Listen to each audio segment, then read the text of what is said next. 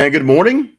This will be an interesting morning. This is Jay Cleveland Payne, of course. And these are things you might have heard for Monday, September 19th, 2022. So let the Monday morning ruckus begin. And it may be a ruckus as we had some issues setting up our feeds this morning. So I think we have multiple channels going at the same time. Hopefully you can see this or have got the actual notification for the one that went live. And if you didn't, well, you can be as confused as I am in some cases. What we're going to give to you right now are 11 news stories from the past weekend, going from Friday to early this morning. No really early morning was made it, nothing that big. But we're going to go through 11 big stories to get your weekend started, week start, I should say, on your water cooler talk, your coffee chat, whatever you got going on to know how things are going. Right now, the largest story in the world, the biggest story in the world, the most important, maybe not, but everyone's covering it, is the funeral of Queen Elizabeth II, which started I guess about 2 hours ago, about 4 o'clock my time, 5 o'clock Central Time, with essentially a long procession. And it took about an hour to get there. Around 5 o'clock when I got started working this stuff, they started the actual proceedings. So that's going on right now. We'll probably have some things of that to post about in the dates going forward. But right now, let's prepare for the day of what happened in the past weekend. Thank you so much for folks who are joining us on the Jay Cleveland Payne pages, which are both Jay Cleveland Payne on Facebook, Jay Cleveland Payne in LinkedIn, and Jay Cleveland Payne on the YouTube page. The LinkedIn page gave us the most trouble this morning, which is why we have extra feeds. So hopefully you are finding us. Give me a little extra time for people to find this morning because I could not get rid of those feeds. It was weird. The posting was there. I think it posted twice. I don't know what happened. Here is how we go to the news stories for this morning, or as I said, past 3 days. A judge on Monday, today, will consider whether to vacate Adnan Syed's murder conviction. Last week, we gave you the story about the man who's the topic of the Serial podcast, which, of course, didn't birth the podcast, but made them really popular in a weird way for the outside world, non-techie, non-nerd stuff. The Serial podcast brought to light some new details to the story of Adnan Syed and the murder conviction that he had. In fact, so much new stuff that they reopened the case to look at some things. And now they're going to see whether they're going to literally let the man go after all this time. You hear so many stories going on about people who are wrongly convicted or spend long times in jail or spend longer times than they should have for things.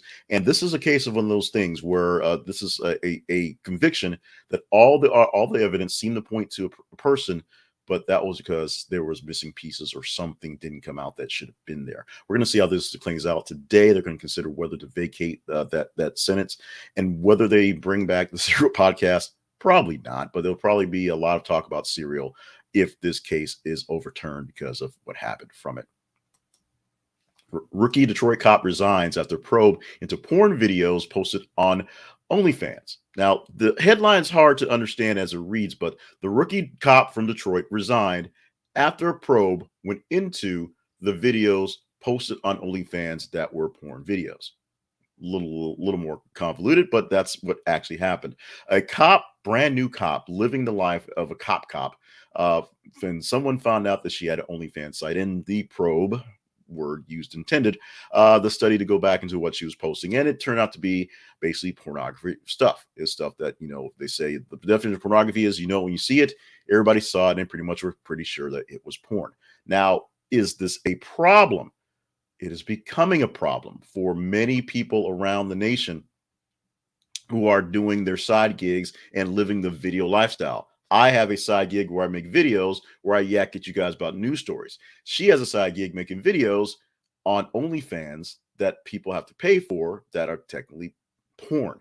And the thing about that is she's making a lot more money on the porn stuff than I'm making on my news stuff. In fact, she's probably making a lot more money to take care of herself on OnlyFans, especially now that she's been found out, than she was as a cop. It is kind of what it is.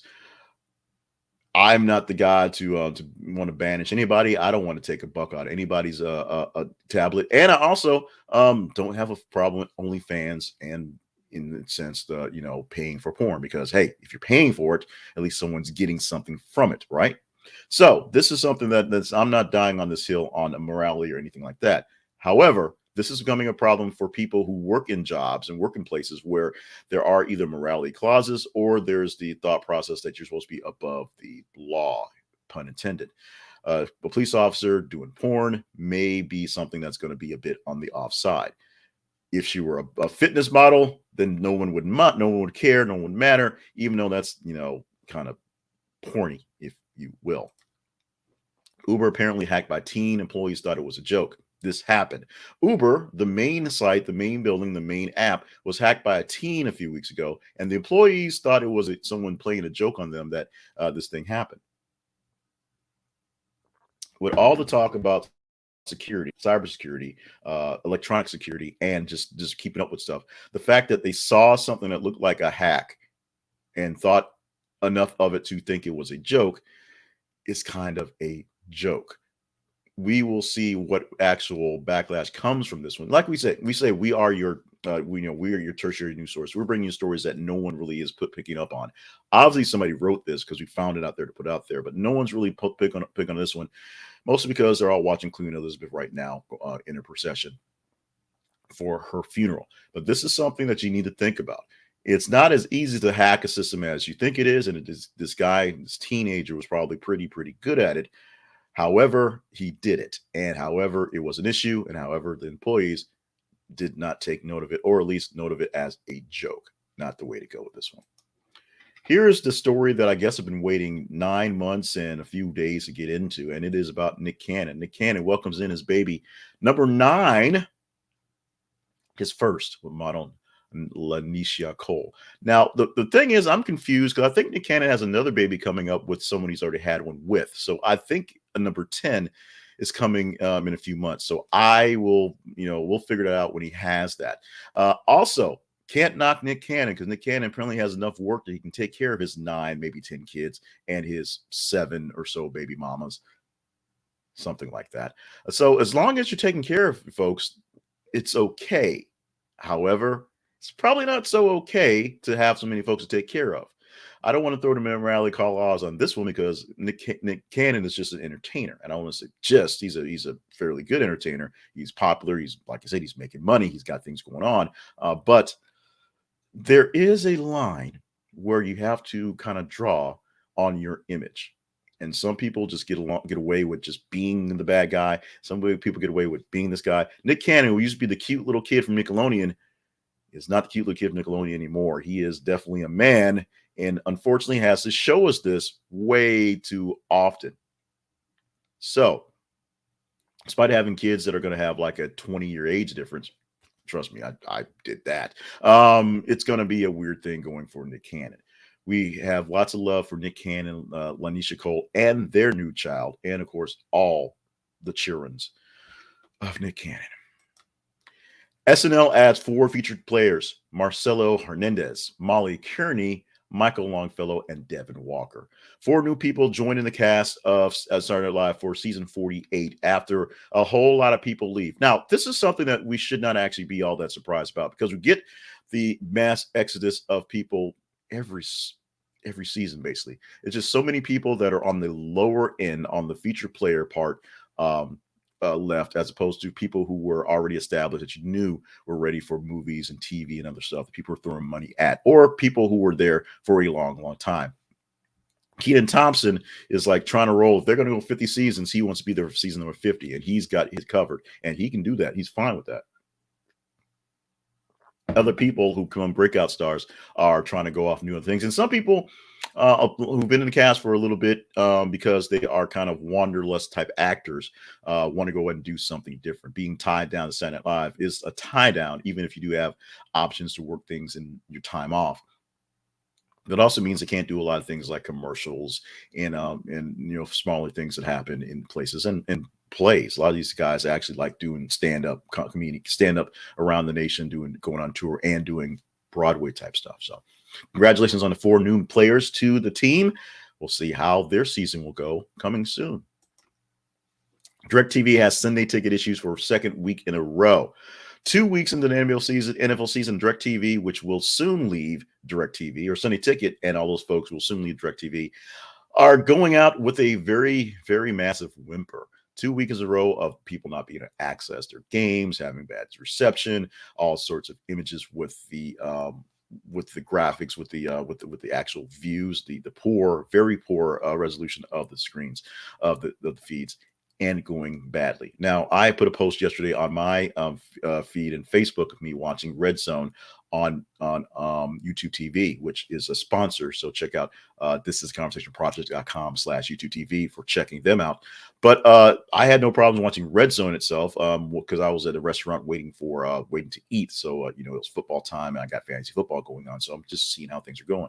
So I had no problems to me to bitch and complain or to overly I guess crow while people bitch and complain about DirecTV. He has 2 mugs. One's cranberry juice. One is green tea.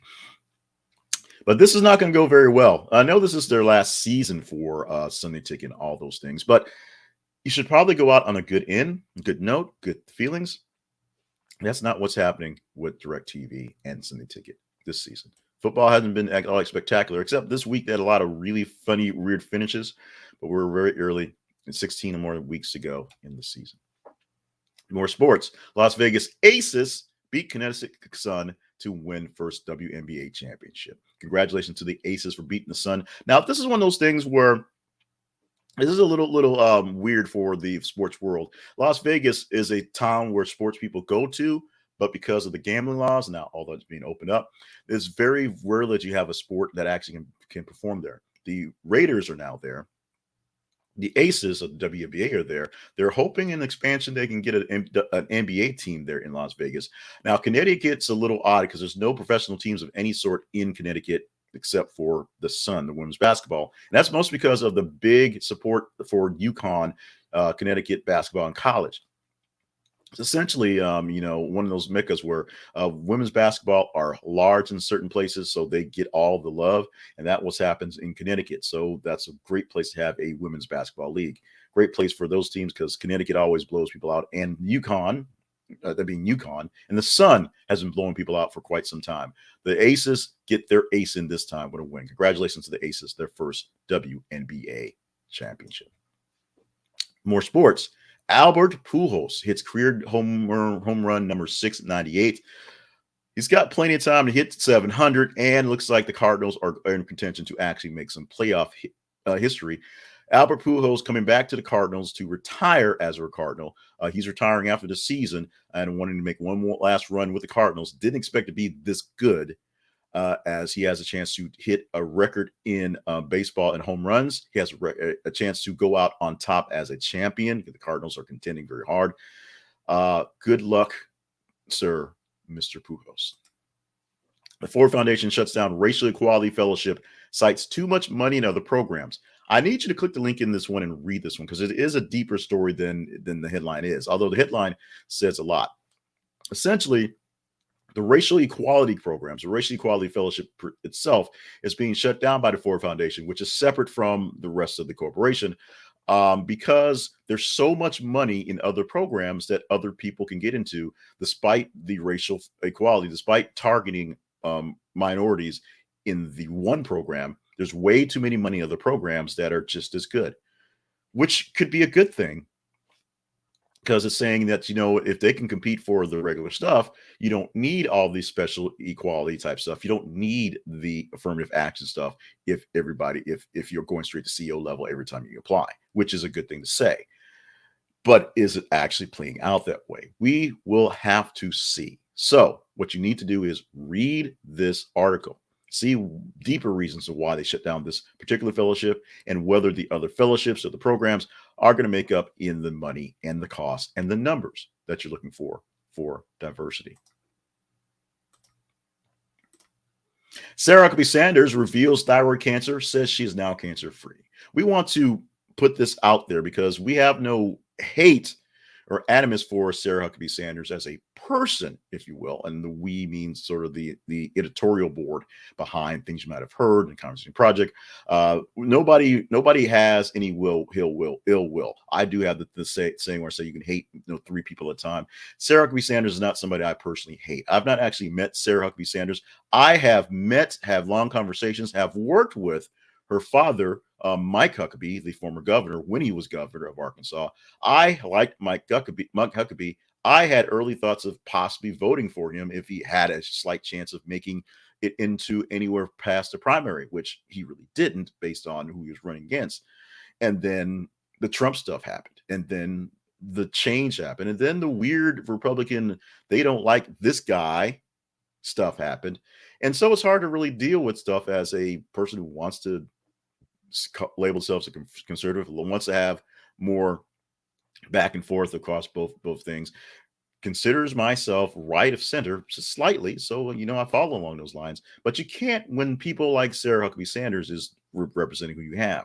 She is a poor representative and not qualified to hold any public office, where she'll probably end up being governor of Arkansas in a few months. However, we don't have any ill will or animus towards her and her illness. We are glad that she is cancer free. We're glad that her thyroid cancer operation was a success.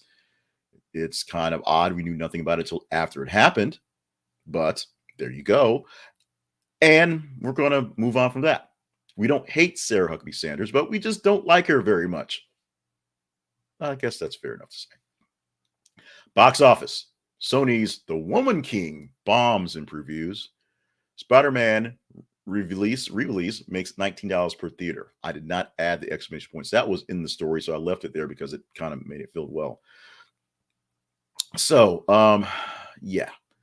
Over the weekend, the Sony movies, Spider-Man sort of counting as a Sony movie because Spider-Man's owned by Sony, did not do so great. Let's talk about The Woman King, which got rave reviews from anyone out there who basically saw it and is a review person. I saw some bad reviews because you always see some. Some people didn't quite like what was going, and some people didn't like some of the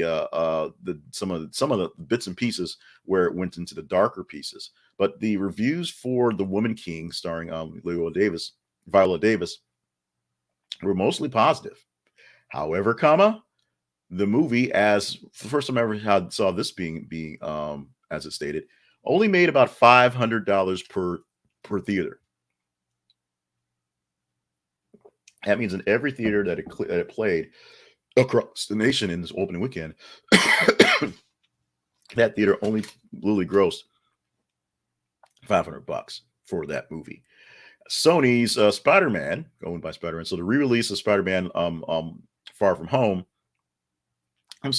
No Way Home, that one, only made about $19 per theater. Now, it only released in a handful of theaters for the re-release, so it wasn't a big super release, but there were some extra pieces, extended scenes and stuff like that. But it only made $19 per extra theater. So not a lot of money made for that re-release. So technically, you say it made its money's back, but not, maybe not promotional money back, if you will. This is the first time I saw a theater, and I'll have to look for this website more often because if they do this is easy to understand how movies are making money, how they're doing good. If you say by theater, it only made so much money per release. That's an easy way to do this. We're going to see if this is something we'll do more often. Now, let's talk about our teaser story for today. So we can talk about this one tomorrow. This is an interesting story that I've been following for a bit, not so much because I'm short, but because it's just so weird. Tech experts at Google and Amazon are spending $150,000 on cosmetic surgery to become 3 inches taller. Now, what we're getting is stories of people having leg lengthening surgery. They're basically having their legs broken in places, and then they heal. And in the healing process, they essentially gain a little bit of height, a little bit of length to their legs. People are paying from $70,000 to $150,000 for the surgery. And what you're getting is about 3 inches taller. Is it worth it? Is this a rich people thing? Is it just flat out crazy? No, yes. But we can talk about this more tomorrow if you deem this one conversational. Follow us on the feeds and engage in this story, and we'll see if we're talking about getting taller via breaking your legs, which is not exactly how the mob does it. But I guess if you get some extra out of it, I guess it works. This is conversationproject.com/Blinkist. This is conversationproject.com/Blinkist. Blinkist is your home for the best in shorts, the best in books, the best in nonfiction that you can get very, very quickly. 15 minutes in most cases, some longer. So you may have a book that may be one of those 8-9 hour type of unabridged things. I read a lot of those. They may go 30 minutes. They may go 45 minutes in their abridgment here on Blinkist. But what Blinkist does, it takes the book, nonfiction books and autobiographies, and also some popular podcasts, and breaks them down into the most important parts, blinks, if you will. So you can read the most important parts of the book or listen to them in audio form in less than 15 minutes, where it may take you a couple hours to a couple days to read some of the books that are out there. And they are the most popular nonfiction books out there, and adding more books every single day. Check it out at thisisaconversationproject.com/Blinkist. This is a conversationproject.com/Blinkist. Oh, by the way, they have a feature right now where you can share your subscription with other people. So it's a 2-for-1 thing. Check it out at thisisaconversationproject.com/Blinkist. This is an affiliate link, so we get a little bit back from this one, but we want you to enjoy the love of reading, even if you don't have the time, because we find time for you. You can find it by using the Blinkist app. Now let's talk about our websites. No, starting off with thisisaconversationproject.com. I say that lots of times because that's the main website for this site. The Conversation Project is the home for conversational projects. Duh. It's the home where we do things that we try to make things, news stories and other topics conversational. Try to find ways to bring in people from various sides, various points of views to bring up topics and have them in hopefully rational conversation. Sometimes an irrational conversation is just the only way to go, and sometimes, by golly, they're just that fun. The feeds, we say, are on Facebook and Twitter. Follow us on Facebook at This Is a Conversation Project, and on Twitter at th_conversation. What you do at those places is you see our news stories. We post them every 50 minutes all over the place, and especially on those feeds. And as you engage with them on those two places, you can like them, you can love them, you can hate them, you can share them, you can read them. Yes, read them, please. You will help us find our score. Today is Monday, so we're broadcasting live and in the future for the recordings on added channels, not on my channels for J. Cleveland Payne for my YouTube page, my J. Cleveland Payne profile for Facebook, and my J. Cleveland Payne LinkedIn page. But normally we only broadcast to Tuesday through Friday. You'll see that on our Facebook page for the Conversation Project, another J. Cleveland Payne page, because I'm kind of shallow like that, and the YouTube page for the Conversation Project. So if you're with us for the main day on the big screens, thank you so much for being with us.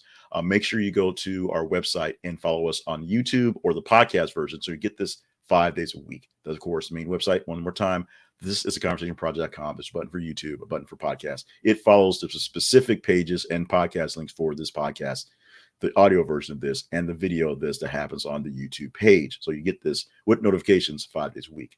We're also on TikTok at The Conversation Project, so check us out as well. Every day, we don't just give the news, we give things going forward. So we start this thing with our thing we're calling Today Things, and we have birthdays today. Sana Lathan turning 51 years old today and doing it pretty darn hot, doing it in a nice and pretty way. Jimmy Fallon getting 54 years old on this day, and Alison Sweeney, star of Days of Our Lives, back when The Biggest Loser was a thing, The Biggest Loser, and she's actually doing some movies on Hallmark, on the Hallmark Channel. She has a series where she's a mystery person. I think she's a baker. I think it's one where she's a baker solving crimes. And so it's like Murder, She Wrote, except she's not an author. She's not an author. She's a baker on Hallmark. It's something. It's actually pretty good. You should check it out. She is turning 46 on the day. Today happens to be Talk Like a Pirate Day, so get your R's and mateys out. It's also, as we said, the day that they're celebrating Queen Elizabeth II with their funeral. So I don't know if it's ironic or coincidence that Talk Like a Pirate Day happened to fall on the day that she's having a funeral, but they're happening at the same time. And they are kind of glorious, if you will. One last long thing going out the door today.